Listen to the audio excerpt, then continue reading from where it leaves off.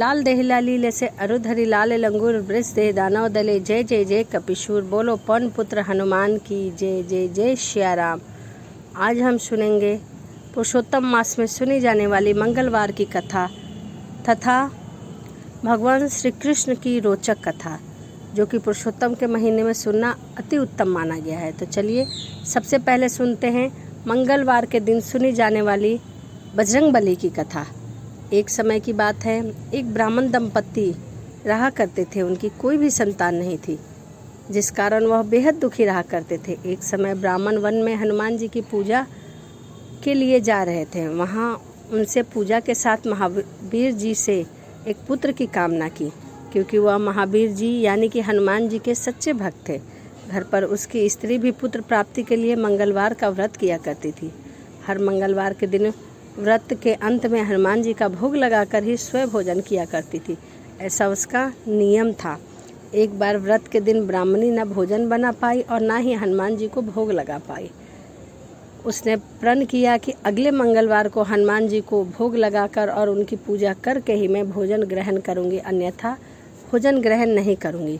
वह एक सप्ताह तक भूखी प्यासी रही, 6 दिन पड़ी रही। मंगलवार के दिन तक वो बेहोश हो गई। हनुमान जी ने उनकी निष्ठा और लगन को देखकर प्रसन्न हुए और उन्हें आशीर्वाद देने के लिए स्वरूप ब्राह्मणी पुत्र का रूप बनाकर आए और उन्हें एक पुत्र का वरदान दिया और कहा कि तुम्हारी बहुत सेवा करेगा। बालक को पाकर ब्राह्मणी अति प्रसन्न हुई। उसने बालक का नाम मंगल रखा। कुछ समय उपरांत जब ब्राह्मण घर आया तो बालक को देखकर पूछा कि यह कौन है, क्योंकि जब वह गया था तो उसकी कोई भी संतान नहीं थी। परंतु जब वह जंगल से कुछ समय पश्चात पूजा करके आया, तपस्या करके आया, तो उसने अपनी संतान को पाया। पत्नी बोली कि मंगलवार व्रत से प्रसन्न होकर हनुमान जी ने हमें यह बालक दिया है। ब्राह्मण को अपनी पत्नी पर विश्वास नहीं हुआ। वह सोचा कि कहीं इसने ऐसा वैसा कुकर्म करके तो पुत्र की प्राप्ति नहीं की है। एक दिन मौका देखकर ब्राह्मण ने बालक को कुएं में गिरा दिया। घर पर लौटने पर ब्राह्मणी ने पूछा कि मंगल कहाँ है। तभी पीछे से मंगल मुस्कुराता हुआ आ गया। उसे वापस देखकर ब्राह्मण आश्चर्यचकित रह गया। तभी रात को हनुमान जी ने उस ब्राह्मण के स्वप्न में दर्शन दिए और बताया कि यह पुत्र तुम्हारा ही है। ब्राह्मण सत्य जानकर बहुत खुश हुआ। इसके बाद ब्राह्मण दंपत्ति प्रत्येक मंगलवार को व्रत रखा करते थे तथा भगवान हनुमान की पूजा अर्चना करके मंगल आरती धूप दीप करके उन्हें भोग लगाकर ही भोजन किया करते थे। जो मनुष्य मंगलवार व्रत कथा को पढ़ता है, सुनता है, नियम से व्रत करता है, उसे हनुमान जी की कृपा से सभी कष्ट दूर हो जाते हैं, सर्व सुखों की प्राप्ति होती है। हनुमान जी सभी पर दया के पात्र हैं। तो यह हनुमान जी की व्रत की कथा थी। चलिए अब श्री कृष्ण जी की एक कथा सुनते हैं, कर्माबाई की खिचड़ी, जो कि जगन्नाथपुरी में प्रसाद के रूप में बहुत फेमस है। तो चलिए सुनते हैं कर्माबाई की खिचड़ी। कौन नहीं जाता कर्माबाई को। भगवान कृष्ण की प्रिय भक्त कर्माबाई की बचपन से ही अपने पिता जीवन राम को कृष्ण भगवान की पूजा करते हुए देखती थी। वह कभी भी श्री कृष्ण भगवान को बिना भोग लगाए भोजन ग्रहण नहीं किया करती थी।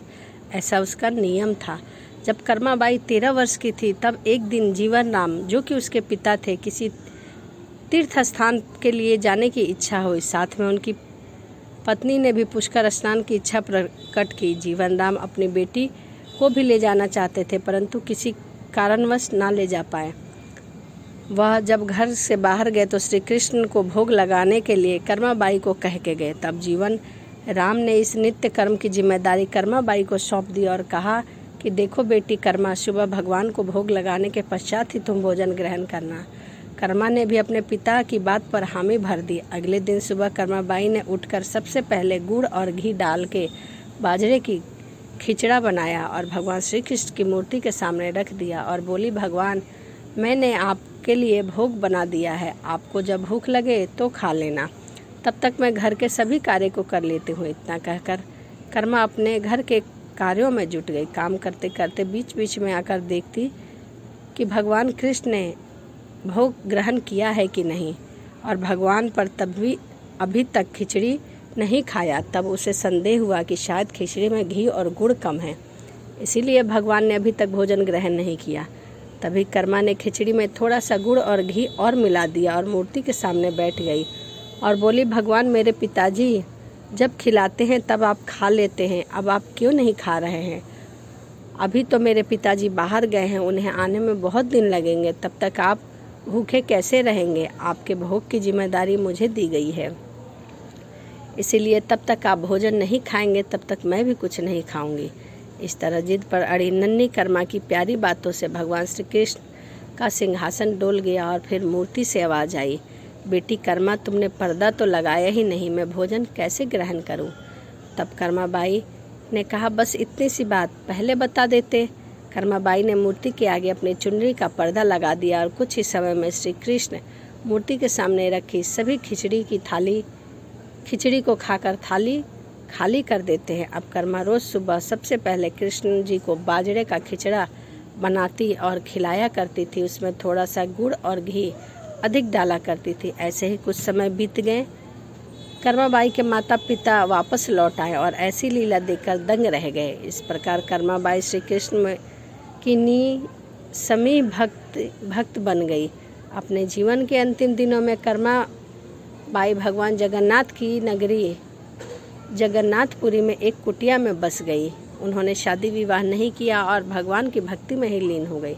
वहाँ पर एक दिन कर्माबाई की कुटिया के सामने एक तेजस्वी कांति वाला बालक आया और उसने कर्माबाई से कहा, माँ मुझे भूख लगी है, खाना दो। उस वक्त भी कर्माबाई भगवान के लिए खिचड़ी का ही भोग तैयार कर रही थी। कर्मा ने उस बालक को खिचड़ा खिलाया। उसके बाद वही बालक हर रोज़ कर्मा के हाथ से खिचड़ा खाने आया करता था। यह सिलसिला लगभग कई वर्षों तक चलता रहा। वह बालक और कोई नहीं, स्वयं भगवान जगन्नाथ थे, क्योंकि जिस दिन कर्माबाई का देहांत हुआ उस दिन जगन्नाथ भगवान की मूर्ति के आंखों से आंसू बह रहे थे। और उसी रात मंदिर के पुजारी ने स्वप्न में जगन्नाथ भगवान आए और अपने दुखी होने का कारण भी बताया। उनकी परम प्रिय भक्त कर्माबाई स्वर्गलोक को सुधार गई। उनके हाथों से वह रोज़ खिचड़ी खाने जाया करते थे।